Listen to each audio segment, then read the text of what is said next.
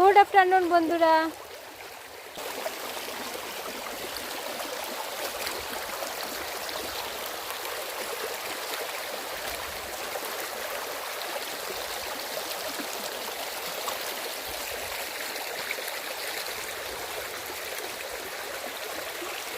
প্রচণ্ড স্লিপ করছে, আমি হাঁটতেও পারছি না।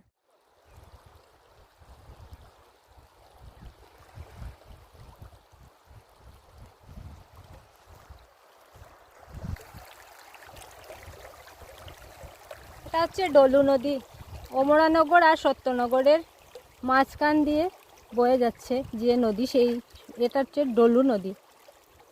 এখানে প্রচুর মানুষের বসতিও আছে।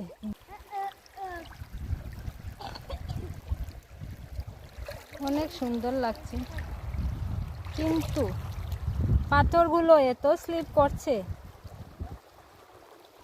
আমি তো হাঁটতেই পারছি না ভালোভাবে।